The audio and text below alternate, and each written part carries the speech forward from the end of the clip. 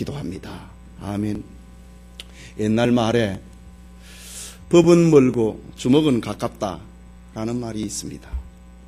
인간은 감정적인 존재이기 때문에 다른 사람들로부터 피해를 입으면 정당한 판단을 받기보다는 즉각적인 복수를 하고 싶어 하는 그런 경향이 있음을 빗대서 하는 말이 주먹은 가깝고 법은 멀다, 이런 말이지요. 2차 세계대전이 끝나갈 무렵에 독일의 패배가 짙어지자 히틀러는 법의 심판이 두려워서 지하 벙커에서 자살을 하고 맙니다. 그러나 수많은 전범들은 2차 세계대전이 끝났을 때에 뉘른베르그 전범재판소에 끌려가서 재판을 받고 처벌을 받게 됩니다. 유대인들은 수용소에 끌려가 죽을 때에 자기의 동족들이 그렇게 많이 죽은 줄 몰랐습니다. 그런데 전쟁이 끝나고 자료를 분석을 해보니 약 600만 명이 가스실에서 죽었다는 사실 앞에 경악을 하게 됩니다. 이때에 살아남은 유대인들 중에 시몬 비잔텔이라고 하는 한 젊은이가 있었습니다. 그의 아내도 그의 부모도 그의 자식까지 다 처참하게 수용소에서 죽었습니다. 시몬은 수용소에서 다짐을 했습니다. 내가 살아남는다면 땅끝까지 가서라도 원수들을 쫓아가 복수하겠다라고 다짐했습니다. 그런데 시몬은 연합군의 진격으로 인하여서 정말 구사일생으로 수용소에서 살아남았습니다. 그는 그의 다짐대로 오스트리아 린치와 비엔나에 전범기록 연구소를 설립을 하고 유대인들을 학살했던 사람들의 명단을 수집하고 그들의 모든 범죄의 기록들을 관리하기 시작했습니다. 그는 자신의 한평생을 나치 전범들을 추적을 하고 잡는 일에 헌신합니다. 이때에 많은 이들이 생업을 포기를 하고 복수심에 불타서 전범자들을 잡는 일에 동참을 하는 유대인들이 많았습니다. 시몬이 특별히 추적한 사람이 있었는데 그는 유대인을 학살한 주범인 아돌프 아이히만이라고 하는 사람입니다. 시몬은 아이히만을 무려 15년 동안에 추적한 끝에 저 남미 아르헨티나에서 그를 잡습니다. 아이히만이 체포되었다고 하는 소식은 전 세계의 뉴스를 타고 전달되었습니다. 세계에 흩어진 유대인들은 아이히만은 찢어 죽일 놈이다, 히틀러보다도 더 나쁜 놈이다 생각을 하고 그를 어떻게 처리할 것인가에 대해서 논란이 거듭되었습니다. 그러나 이 일에 앞장을 섰던 시몬 비젠텔은 유명한 말을 남기고 일을 끝내버립니다. 용서하자, 그러나 절대로 잊지는 말자라는 유명한 말을 남깁니다. 시몬의 이 말은 지금도 전쟁 범죄자들을 생각을 할 때에 떠오르는 말이 되었습니다. 우리 SFC 청년들이 3년에 한 번씩 초기 한국교회 순교제를 순방을 하는데 저 전라남도 영광 야월교회라고 하는 곳에 가면은 그 전쟁 기념관이 있습니다. 우리 학생들 가보셨지요? 그 전쟁 기념관 그 입구에 시몬 비젠텔이 말을 하였던 용서하자, 그러나 절대로 잊지는 말자, 그 말이 거기에 기록이 되어 있습니다. 여러분, 고대 사회에서는 법제도가 정착이 되지를 못했습니다. 그래서 여러 가지의 법적인 문제들이 발생을 합니다. 오늘 우리가 읽은 여호수아 20장에 등장하고 있는 도피성은 복수에 대한 악순환을 단절시키기 위한 하나님의 조치였습니다. 그러나 도피성은 성도들에게 풍성한 영적 교훈을 주기에 충분합니다. 이 시간 도피성이라는 제목으로 여호수아 강해 계속하고자 합니다. 주의 말씀을 받는 우리 모두에게 하나님의 은혜가 함께하길 소원을 합니다. 도피성, 그것은 공의로 판단하시는 하나님을 알려주는 성읍입니다. 읽은 1절에서 3절을 다시 보면 여호와께서 여호수아에게 일러 가라사대 이스라엘 자손에게 고하여 이르라, 내가 모세로 너희에게 말한 도피성을 택정하여 부지 중에 오살한 자로 그리로 도망하게 하라. 이는 너희 중 피해 보수자를 피할 곳이니라 라고 했습니다. 여기 도피성이라고 하는 히브리 말은 아리 위트라트라는 말입니다. 이것은 끌어들이는 성읍이다 라는 말을 가지고 있습니다. 실수로 살인한 자를 끌어들여 피해 보수자로부터 그 생명을 지켜주는 성, 그것이 바로 도피성이라고 하는 이르 미트라트라는 말입니다. 그리고 부지 중에 오살한 자, 이 말은 계획적인 의도 없이 우연한 사고, 과실치사, 이런 경우 말합니다.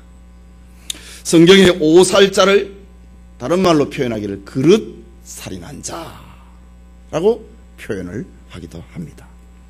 여러분, 살인이라고 하는 것은 어떤 경우에라도 용납될 수 없는 극악한 죄임에는 틀림없습니다.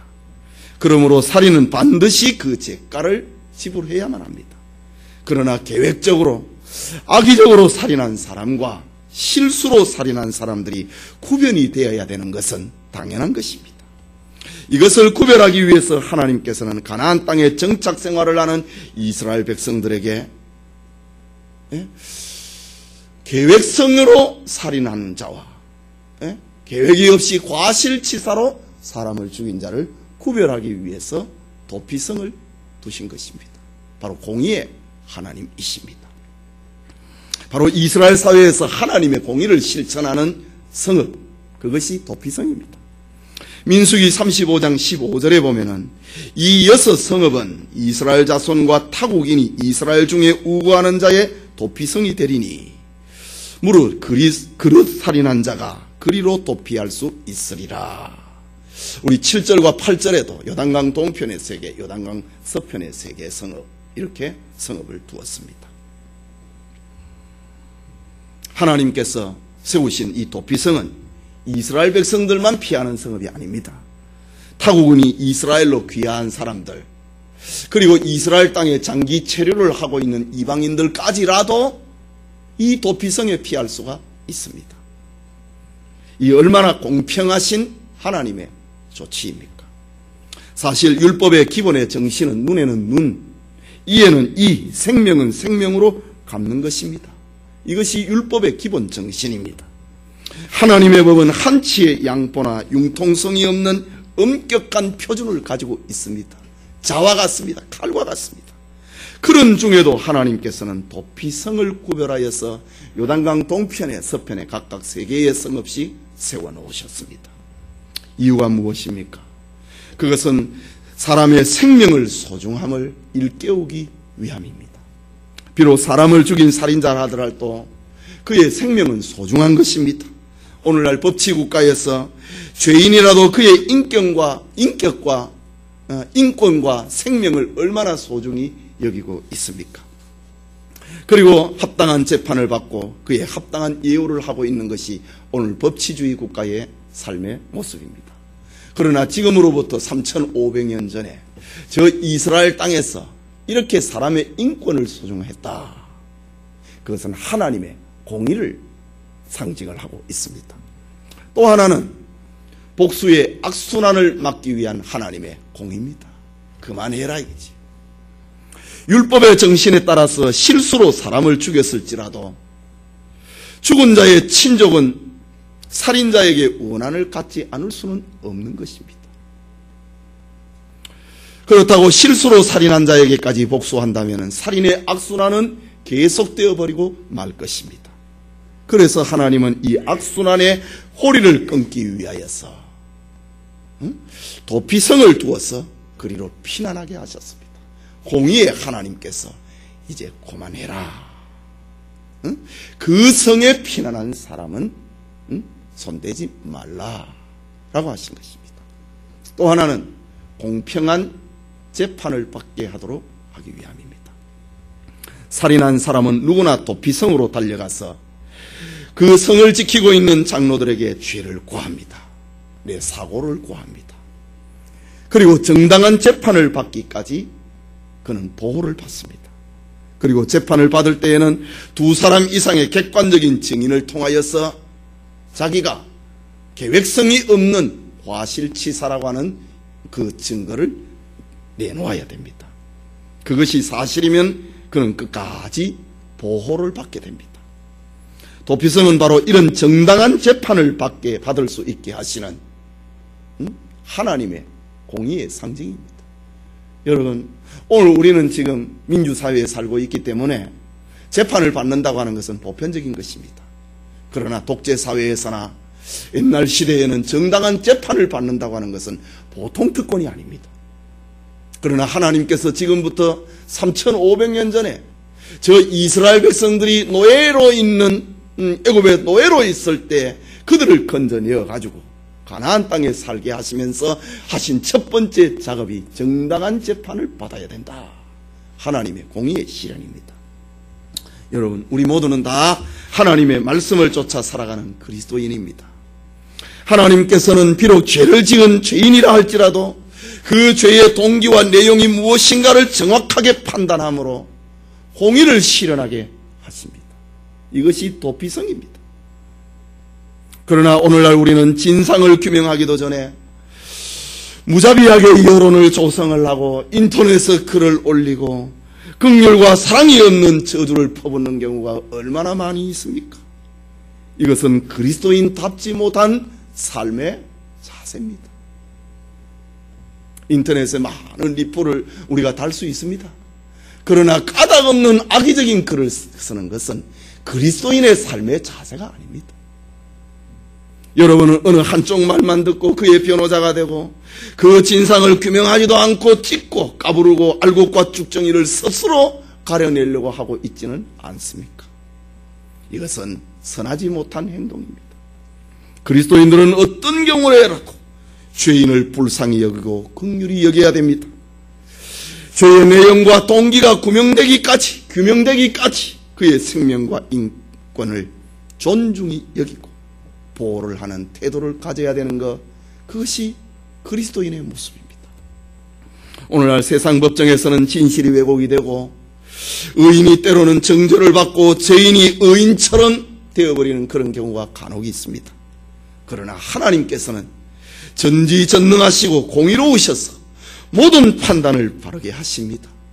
하나님 앞에서는 의인이 실수로 죄인으로 둔갑이 되는 그런 일은 없습니다. 그래서 다윗은 언제나 하나님 앞에 자신의 억울함을 호소를 하면서 공의로 판단해 주실 것을 하나님 앞에 기도했던 것입니다. 우리 중에 혹시 억울한 일을 만난 이가 있습니까? 그렇다 하더라도 공의로 판단하시는 하나님이 계심을 믿고 인내하고 소망 중에 즐거워하는 그런 은혜가 있기를 소원합니다. 그게 둘째로 도피성은 사랑을 실천하고 계시는 하나님을 보여주고 있습니다. 읽은 4절과 5절의 말씀을 봅니다. 그 성읍들의 하나에 도피하는 자는 그 성읍에 들어가는 문어기에 서서 그 성읍 장로들의 귀에 자기의 사고를 고할 것이요, 그들은 그를 받아 성읍에 들여 한 곳을 주어 자기들 중에 거하게 하고 피해 보수자가 그 뒤를 따라온다 할지라도 그들은 그 살인자를 그의 손에 내어주지 말지니 이는 본래 미워함이 없이 부지중에 그 이웃을 죽였습니다. 보호해주고 지켜주고 계시는 하나님의 사랑을 대변하고 있는 것이 도피성입니다. 여러분, 사람을 죽인 죄는 무서운 것입니다. 어떠한 경우에라도 용서할 수 없는 일입니다. 그러나 그것이 고의적인 살인인가 악의가 없는 오살인가, 그것은 밝혀져야 됩니다. 그리고 오살한 자는, 과실치사한 자는 보호를 받아야 됩니다. 이것은 하나님께서 공의를 실행할 뿐만이 아니라 살인자라 할지라도 그를 사랑으로 보호하시는 구원의 은총을 보여주고 있습니다. 하나님은 세상을 향한 자신의 사랑을 이렇게 도피성을 통해서 알려주기를, 나타내기를 원하셨습니다. 그래서 하나님은 도피성을 이스라엘 요단강 동편의 3개, 요단강 서편의 3개의 성읍을, 6개의 성읍을 구별하셨습니다. 이 도피성으로 가는 길에는 넓은 대로를 닦아서 도피성 가는 길이다, 그 이정표를 세우라고 했습니다. 그리고 이스라엘 사회에서 7월 1일은 나팔절인데, 새로운 해가 시작이 되는 절기인데, 나팔절을 준비하는 이스라엘 백성들의 첫 번째 하는 일은 도피성 가는 길이 이상이 없는가, 그것을 정비함으로 이스라엘 백성들은 한 해의 첫날을 시작하게 됩니다. 도피성은 가나안 어느 땅에 살고 있든지 간에 하루 만에 갈 수 있는 거리입니다.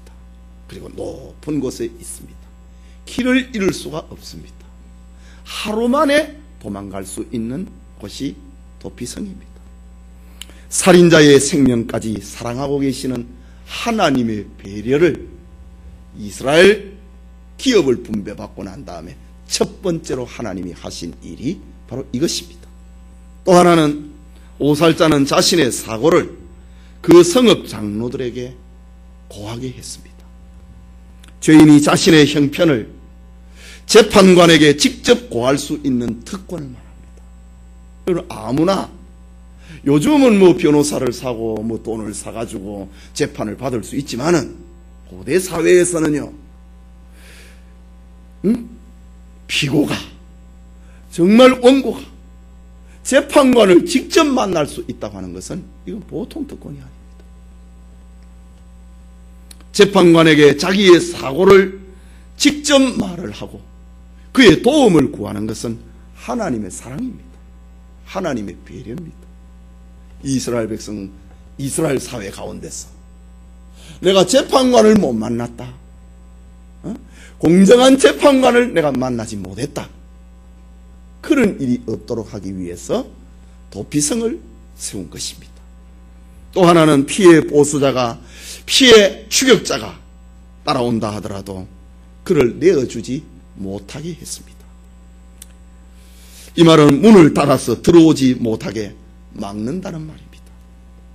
살인을 하면은 죽은 자의 가장 가까운 자의 표적이 되는 것은 당연한 것입니다.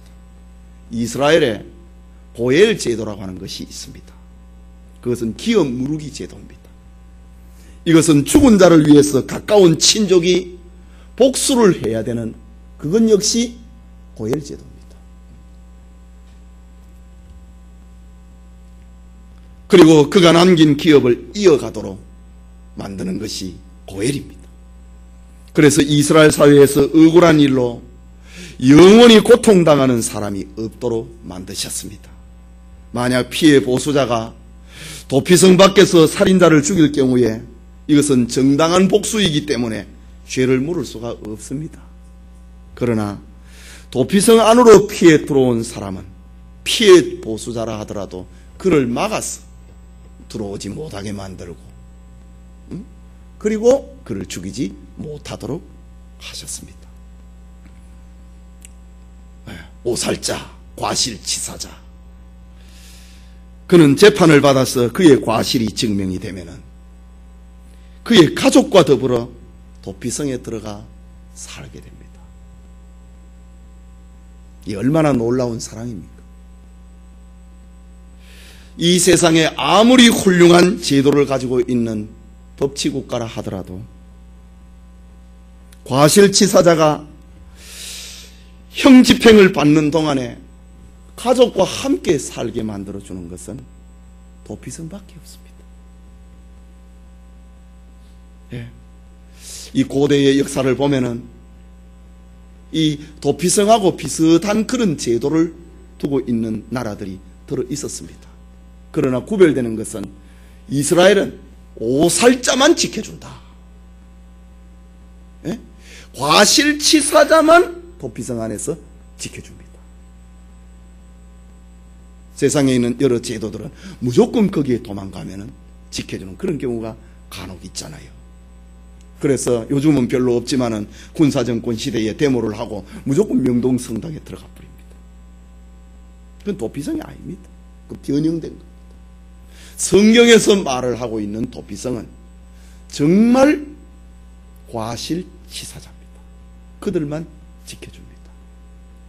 거기에서 한 걸음 더 나아가서 그 가족까지도 거기에 와서 살도록 만들어줍니다.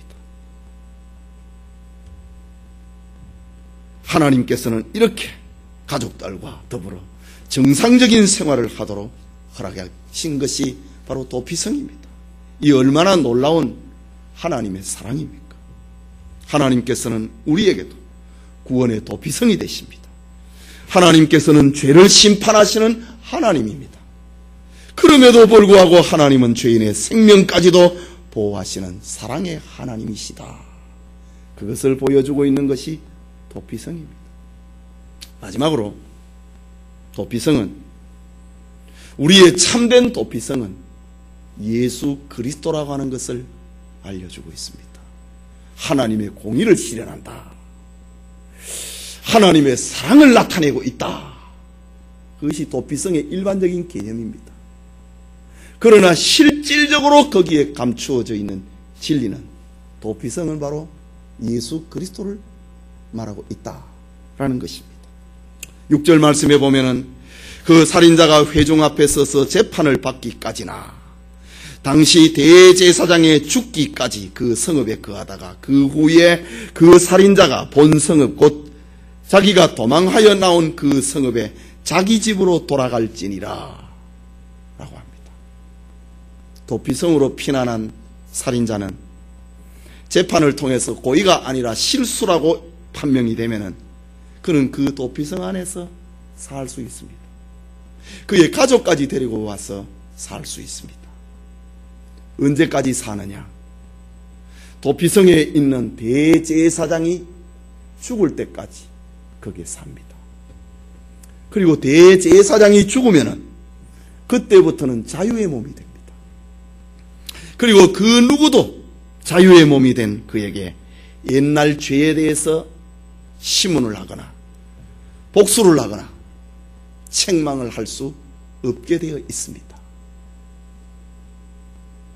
하나님께서는 이런 도피성 제도를 가나안 땅 안에 두신 이유가 무엇인가? 이것은 이스라엘이 저 애굽에서 출애굽을 해서 자유의 몸이 되고 가나안 땅에서 살아갈 수 있게 된 것은 누구의 덕분인가를 알려주는 것입니다.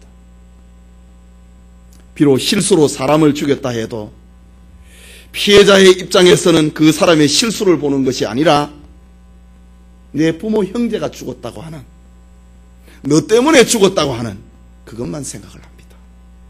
그리고 그에게 복수를 하기 위해서 그 사람을 찾아다닐 것입니다. 2차 세계대전 때 평생을 자기 원수를 찾아다녔던 저 유대인들처럼 말입니다. 만약 도피성이 없다면 가해자는 피해자에 의해서 살인의 대가로 죽어야 됩니다. 그런데 죽어야 할 사람이 도피성에 의해서 죽음을 면하게 되는 것입니다. 거기에다가 이스라엘의 대제사장이 되면은, 대제사장이 죽으면은 살인자는 더 이상 이 도피성이라고 하는 성에 매일 필요도 없습니다. 이제는 자유의 몸이 됩니다. 이스라엘 사회에서 살인자가 자유의 몸이 되면은 피해자의 친족도 그에게 죄를 물을 수가 없습니다. 자유의 몸이 됐다고 하는 것은 이제는 죄인이 아니라는 말입니다. 버젓이 시내를 활보하고 다녀도 한 동네에 살아도 그에게 책임을 물을 수 없는 것이 대제사장이 죽었다, 그것입니다. 이 정도로 말씀을 드리면은 여러분은 도피성의 영적 의미가 무엇인지를 어느 정도 알아들을 수 있을 것입니다. 하나님은 이스라엘 안에 도피성을 세우셨다. 그리고 그 도피성 안에는 제사장을 상주하게 하셨다. 그리고 도피성으로 살인한 사람은 그 성 안에서 보호를 받다가 대제사장이 되면은 명실공히 자유의 몸이 됩니다. 성 밖으로 나가서 자기 고향에 가서 살아도 됩니다. 여러분, 이것은 바로 예수 그리스도의 피의 은혜, 대제사장 되신 예수 그리스도의 피의 은혜, 속죄의 공로를 말하고 있는 것입니다. 도피성으로 피난한 살인자는 대제사장이 죽음으로 자유인이 됩니다. 대제사장이 죽기 전에는 보살자가 도피성 안에 매여 있어야 보호를 받습니다. 그는 성 밖에 나올 수가 없습니다. 그러나 대제사장이 죽으면 자유의 몸이 됩니다. 이것이 바로 오늘 우리의 모습이요 그리스도인의 모습입니다. 하나님은 이스라엘 백성들에게 어린 양의 피라고 하는 하나님의 은혜 아래서 살기를 원하셨습니다. 그들의 자유는, 그들의 진정한 자유는 오직 어린 양의 피로 말미암아 찾아오는 자유입니다. 그것이 보여주고 있는 것이 이스라엘의 5대 제사, 번제, 소제, 속죄제, 속건제, 화목제입니다. 어린 양의 피로 말미암아 내 죄가 용서를 받는다는 겁니다. 뿐만 아니라 모든 이스라엘은 하나님의 재앙으로부터, 장자가 죽는 재앙으로부터 죽어야 될 자들이지만 문설주와 임방에 바른 어린 양의 피가 그들을 죽음으로부터 지켜주었습니다. 그리고 가나안 땅에서 살아가는 자유의 몸이 되었습니다.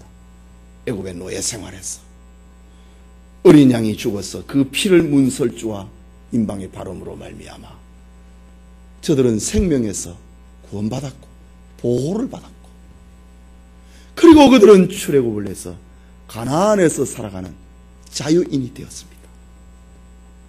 이것을 잊어버리지 말아라.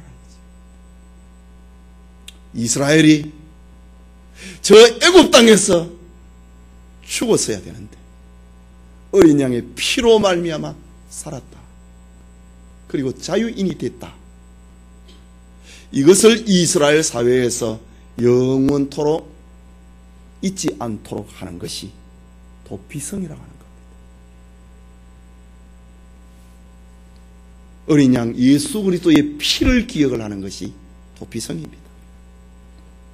이스라엘 백성들은 도피성을 볼 때마다 다 하루길에 있습니다. 도피성을 볼 때마다 무엇이 그들을 죽음으로부터 보호를 했는지를, 그리고 무엇으로 인하여서 저들이 자유를 얻게 되었는지를 항상 기억하며 살아가도록 하신 것입니다. 피의 보수자에 의해서 죽음을 당해야 될 자신이 도피성 때문에 내가 살았고 대제사장의 죽음으로 인해서 내가 자유를 얻었다고 하는 것은 보통 축복이 아닐 수가 없는 것입니다.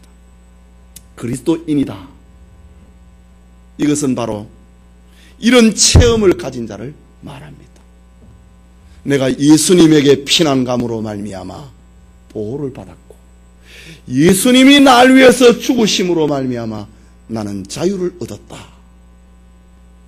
이것이 도피성이고 대제사장의 죽음입니다. 과연 오늘 우리에게는 이런 체험이 있는지를 여러분 자신들이 생각해 보시기 바랍니다. 죽임을 당해야 될 우리가 지금 무엇으로 인해서 살고 있는가 말입니다. 반면에 피해자는 가해자가 도피성으로 피함으로써 보호를 받고 있는 것을 그냥 쳐다봐야만 했습니다. 내 아버지를, 내 형을, 내 동생을 죽인 자가 저 안에 살고 있다. 그것을 그냥 쳐다봐야만 했습니다. 그리고 나중에는 자유의 몸이 되어서 버젓이 자기 동네에서 활보를 하고 돌아다니는 것을, 그거를 지켜봐야 됩니다. 도대체 무엇 때문에 사람을 죽인 자가 보호를 받고 나중에는 도대체 무엇 때문에 자유를 얻고 살아가는지를 바라봐야 되는 겁니다. 이것이 피해자의 입장입니다. 가해자의 입장에서는 내가 도피성 때문에 보호를 받고 대제사장이 죽음으로 말미암아 내가 자유인이 되었다. 이게 가해자입니다. 피해자는 내 부모 형제를 죽인 자가 저 안에 들어갔다. 도피성 안에 들어갔다. 그걸 쳐다보고 내 부모 형제를 죽인 자가 우리 동네에 같이 살고 있다. 그래도 책임을 물을 수 없는 것. 무엇 때문에? 대제사장이 죽었다. 그것이 바로 해방선언입니다. 자유선언입니다.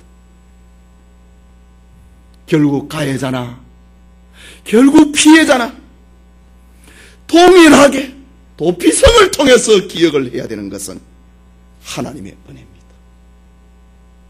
어린 양 때문에, 신학적인 표현으로 하자면 예수 그리스도의 죽음 때문에 가해자나 피해자나 똑같이 예수 그리스도 때문에 보호를 받고 자유를 얻고, 예수 그리스도 때문에 용서해야 되고 그냥 쳐다봐야만 되는 겁니다. 지금 우리 교회 안에는 이렇게 도피성이 세워져 있습니다. 그 도피성은 주님입니다. 주님이 친히 도피성이 되시고 주님이 친히 대제사장이 되어서 가해자를 보호하고 있습니다. 도피성 되는 주님 때문에 지금 저와 여러분이 살고 있는 겁니다. 모든 것이 주님의 은혜입니다. 그뿐만 아니라 피해자는 그리스도를 생각을 하고 그리스도 때문에 용서해야만 하는 겁니다. 이것이 교회입니다. 주님 때문에, 이스라엘 사회에서 도피성 때문에, 대제사장의 죽음 때문에 가해자를 쳐다봐야만 해요. 자유인이 되는 것을 쳐다봐야 했던 것처럼, 죄를 물을 수 없는 것처럼 오늘 우리는 예수님 때문에 그렇게 된 것입니다. 예수님은 구약의 도피성 진리를 가르쳐주고 있는 것이 1만 달란트의 비유입니다. 마태복음 18장에 보면은 1만 달란트 빚진 자가 나옵니다. 돈을 빌려준 주인은 채무를 감당하지 못하는 사람에게 그 사람과 처자식과 그의 모든 소유를 다 팔아서 내 빚을 갚으라고 했습니다. 그러나 그 종이 엎드려서 간구를 하자 그를 불쌍히 여겨서 놓아주고 그 빚을 다 탕감해 주었습니다. 그런데 그 종이 길을 가다가 자기에게 100데나리온의 빚을 지고 갚지 않는 동네 친구 한 사람을 만납니다.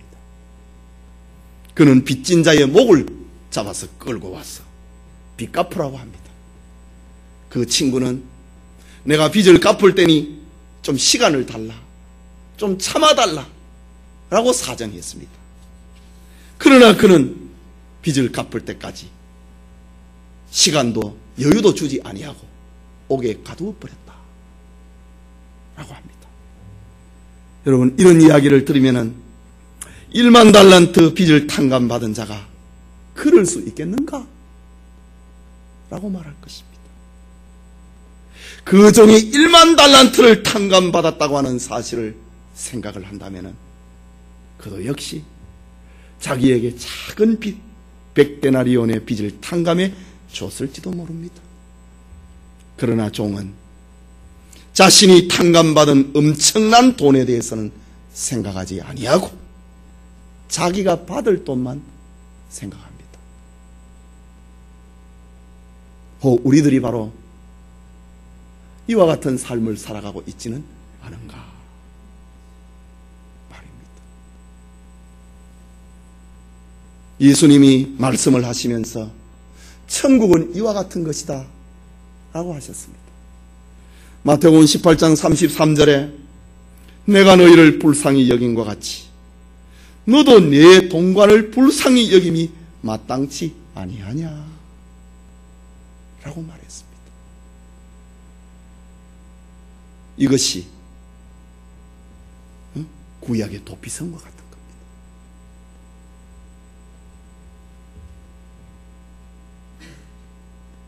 내가 너를 불쌍히 여긴과 같이 너도 내 동관을 불쌍히 여김이 마땅치 아니하냐. 너희들은 애굽에서 노예였다. 너희들은 다 죽어야 된다. 그러나 어린 양의 피에 죽음을 통하여서 너희들은 살아남았다. 그리고 하나님의 은혜로 말미암아 가나안 땅에서 살아가는 자유인이 되었다. 그것을 알려주고 있는 신약적인 표현이 1만 달란트 빚진 자의 용서입니다. 하나님께서는 이 엄청난 진리를 이스라엘 백성들이 가나안 땅에 정착하자마자 알려주는 첫 번째 사건입니다. 19장까지는 기업 분배였잖아요. 12장까지는 전쟁이었고, 그리고 19장까지는 기업 분배였고, 딱 기업을 분배하자마자 첫 번째 사건, 도피성입니다.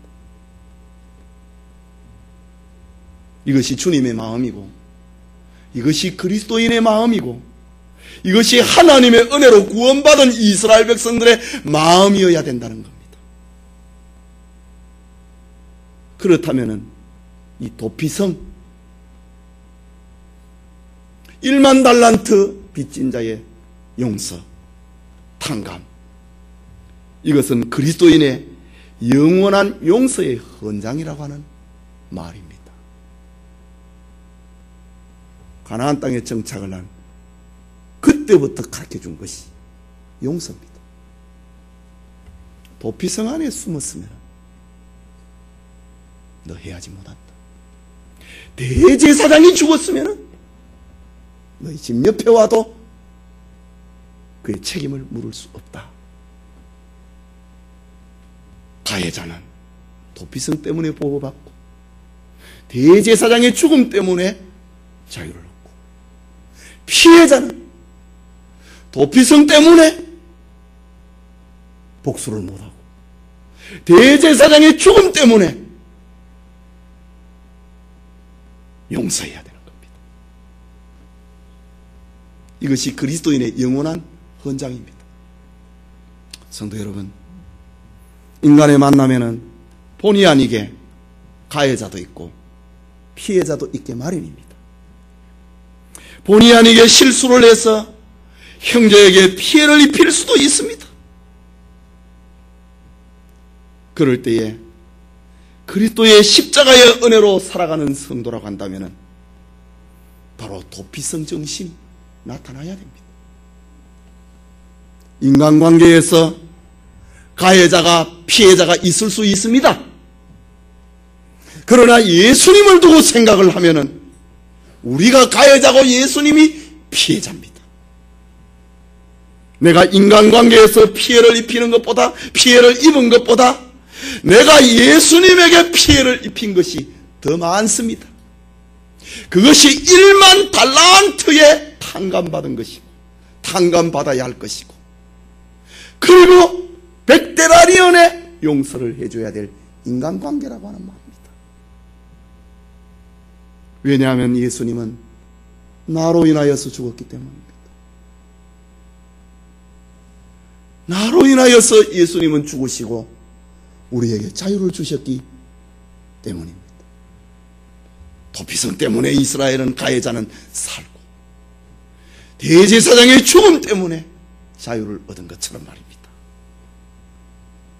내가 예수님을 죽인 가해자이고 내가 죽어야 될 자인데 예수님의 피가 나를 자유케 만들어준 것입니다.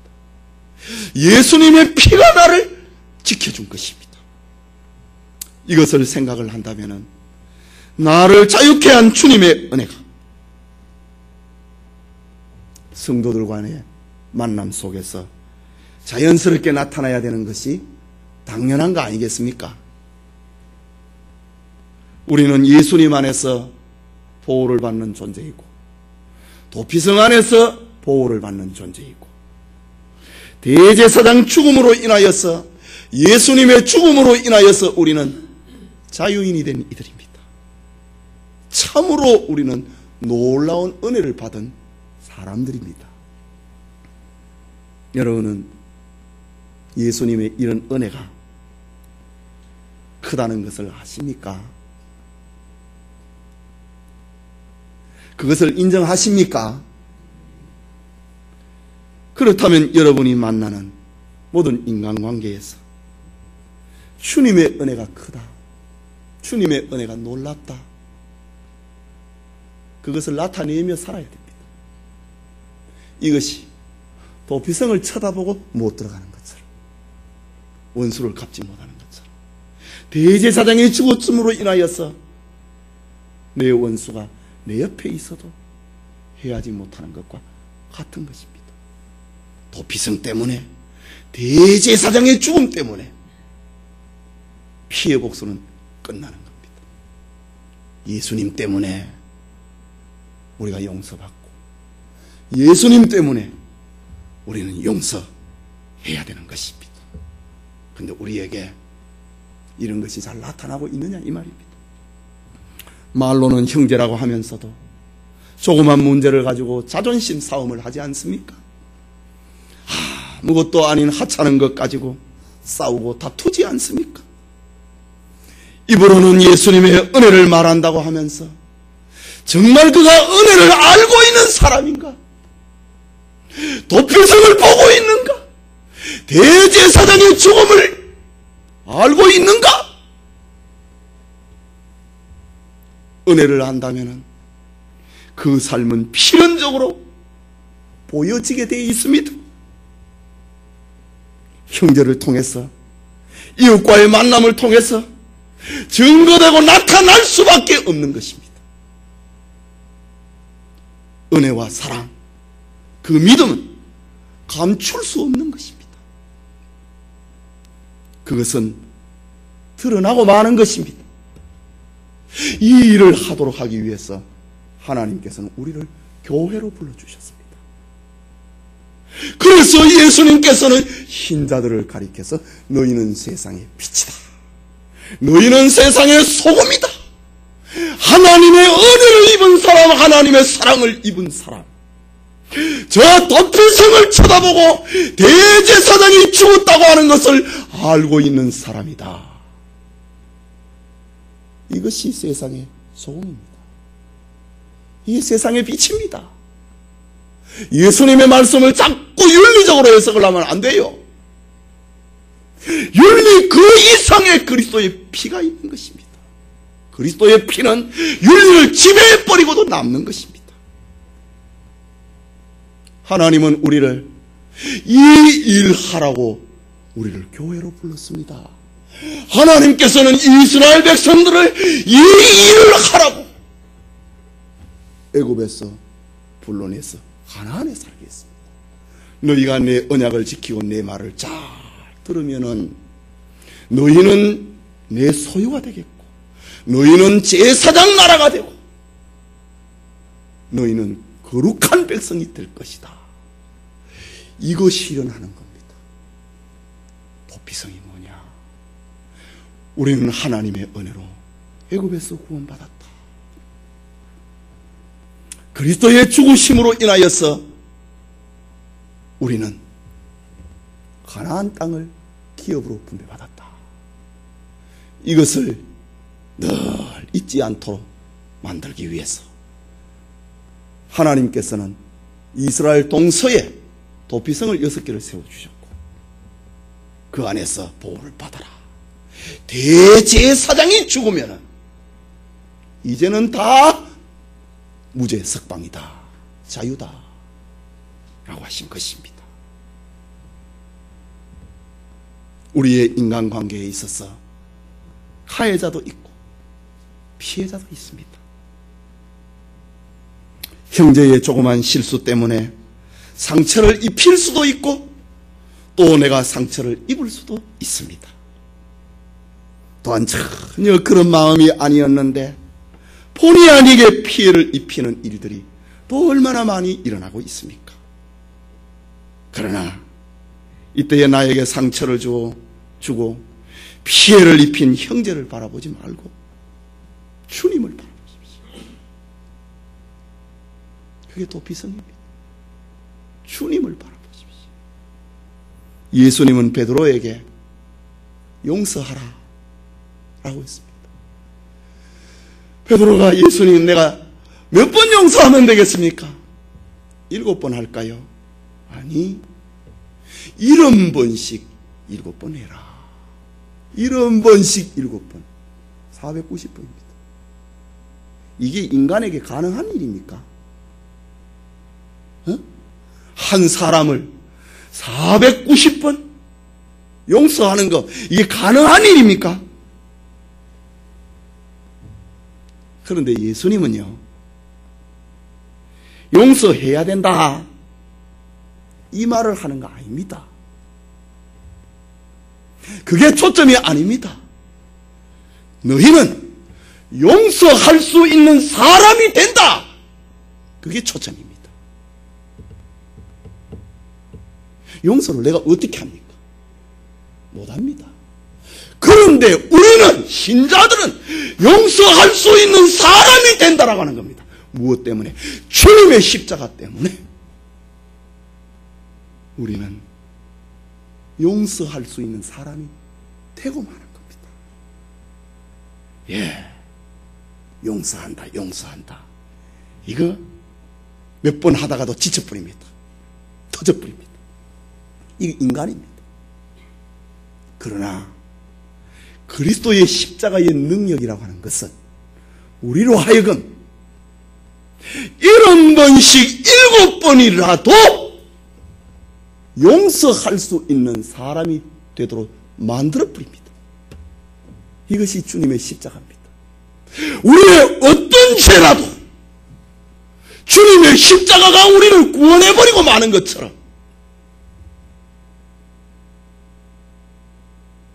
주님의 십자가는 우리로 하여금 70번씩 7번이라도 용서할 수 있는 사람으로 만들어버리고 맙니다. 예수님은 우리 교회의 도피성이기 때문입니다. 우리 모두는 주님의 용서로 살아가는 사람들입니다. 주님의 피가 우리를 지켜주고 주님의 피가 우리를 자유케 만들어줍니다. 도피성 대신 주님을 바라보고 사십시오. 여러분이 진심으로 주님을 바라보고 산다면 여러분의 마음은 주님의 용서와 긍휼하심으로 가득할 것입니다. 너희는 이렇게 기도하라. 우리가 우리에게 죄 지은 자를 사하여 줄 것 같이 우리 죄를 사하여 주옵시고. 이게 주의 십자가 안에서 가능한 겁니다. 여러분이 주님을 바라보며 살아가는 증거가 무엇일까? 그것은 형제들과의 만남에서 나타나는 긍휼과 용서입니다. 내가 주님 바라보고 있다. 그게 용서입니다. 사랑입니다. 이스라엘 백성들은 눈에 보이는 성은 그거를 쳐다보고 살았습니다. 그리고 원수를 갚지 않았습니다. 이스라엘 백성들은 대제사장이 죽었다, 그걸 보고 자기 옆에 원수가 있어도 해할 수 없었습니다. 대제사장이 죽었다. 내가 그 은혜로 저 애굽에서 구원받았다. 여러분, 크리스찬이라고 하는 거는, 그리스도인이라고 하는 것은, 저 구약적인 표현을 하자면은 도피성을 쳐다보고 사는 사람입니다. 대제사장이 죽었다라고 하는 것을 생각을 하고 용서하는 것입니다. 또 피해자는, 가해자는 도피성으로 인하여서 보호를 받고 대제사장의 죽음을 통하여서 자기가 누구에게든지 용서받게 된 겁니다. 그리스도의 십자가는 우리에게 이런 힘을, 이런 능력을 우리에게 가져다 주고 있습니다. 도피성을 쳐다본다. 우리의 대제사장이 죽었단다. 그것이 신약적인 표현이 아니, 그것이 가르치고 있는 것이 예수 그리스도의 십자가 죽음입니다. 예수 그리스도의 십자가 자체가 도피성이고 바로 대제사장의 죽음이기 때문입니다. 여러분이 주님을 바라보고 살아가는 증거는 형제들과의 만남에서 나타나는 것입니다. 그래서 성도의 만남은 귀한 것입니다. 성도의 교제는 그래서 귀한 것입니다. 이게 뭐냐 이거지. 내가 주님을 바라보고 살아가는 사람인지를 내 옆에 있는 성도를 통해서 내가 확인할 수 있기 때문입니다. 내가 남을 용서할 수 있다. 내가 남을 이해할 수 있다. 이것은 내가 그리스도를 바라보고 살아가는 사람이다. 내가 그리스도인이다. 그것을 확인할 수 있는 사인입니다. 그래서 성도는 소중한 것입니다. 그래서 신앙은 혼자서 살 수는 없고 무리를 이루고 교회를 만들어서 사는 것입니다. 우리는 교회 생활을 통해서 자, 옆 사람 한번 쳐다보십시오. 얼른 쳐다봐요. 자, 옆 사람 쳐다봐요. 박 집사, 저 이 집사 신랑 쳐다봐요. 내가 용서할 수 있다. 내가 사랑할 수 있다. 이것은 내가 신자라고 하는, 내가 십자가를 바라보고 있다고 하는 증거입니다. 말 안 듣는 딸내미, 아들 있지요? 그걸 보고 주님을 쳐다보면 용서합니다. 대제사장이 죽었단다. 그러면 용서합니다. 그래서 성도의 교제는 그렇게 아름답고 그렇게 소중한 것입니다. 내 신앙을 송집사 쳐다보면서 내 신앙을 확인한다고요. 아, 내가 우리 송집사 사랑한다. 응? 이게 교회입니다. 여러분, 이게 교회입니다. 교회가 뭡니까? 왜 이렇게 모아놨습니까?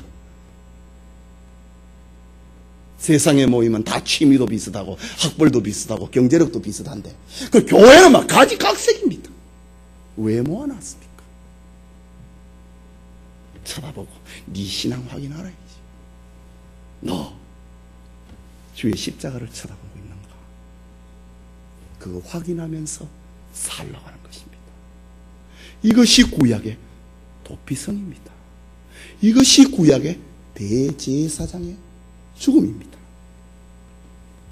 도피성 대신 예수 그리스도의 축복이 우리 모두와 함께하기를 축원합니다.